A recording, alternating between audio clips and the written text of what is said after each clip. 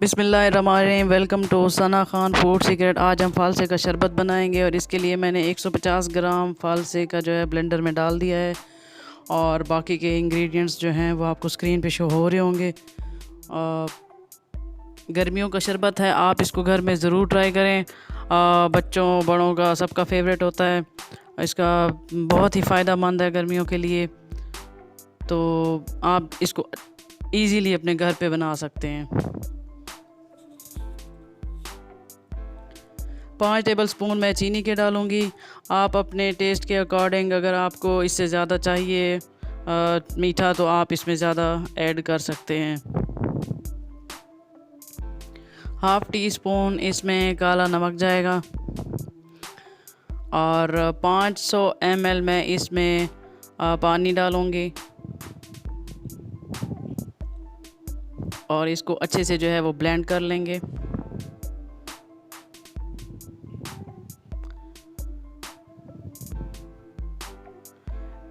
एक दफ़ा आपने इसको अच्छे से ब्लेंड कर लेना है, तकरीबन 2 से 3 मिनट के लिए, और फिर आपने इसमें रेड सिरप डालना है। कोई सा भी रूह अफ़ज़ा हो या जाम शीरी हो, कोई सा भी हो, वो आप इसमें ऐड कर सकते हैं। 2 टेबल स्पून मैं डाल रही हूँ और 2 टेबल स्पून और डाल देते हैं।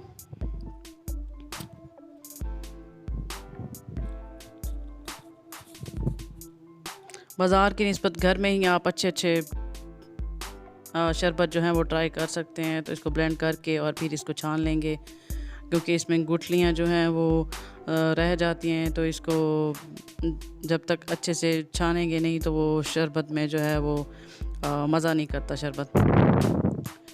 और फिर इसमें बर्फ़ डाल देंगे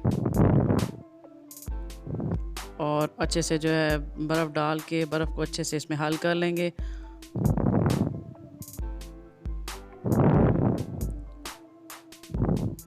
अच्छी तरह हल करने के बाद अब इसको सर्व करना है। शरबत हमारा तैयार है और अब इसको मैं ग्लास को जो है गार्निशिंग के लिए जो मेरे पास काला नमक है पाउडर, इसमें मैं ऊपर वाली साइड कोट कर लूँगी। तो चलिए अब अपना शरबत जो है वो डिश आउट करते हैं। सर्व करने के लिए इसको ग्लास में मैं डाल रही हूँ। गार्निशिंग आप अपनी मर्ज़ी के मुताबिक किसी तरीके से भी कर सकते हो। काला नमक या इस तरह ऊपर लगाने की कोई इस तरह से बहुत ज़्यादा ज़रूरी नहीं है, लेकिन मुझे जो है गार्निशिंग कर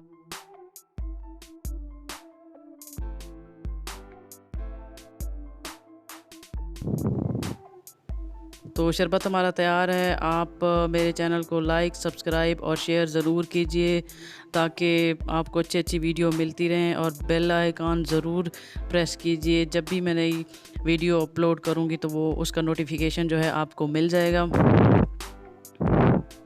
दुआओं में याद रखिए, अपना ख्याल रखिए और सना खान फूड सीक्रेट को देखते रहिए। नई वीडियो के लिए जल्द ही हाज़िर होंगे।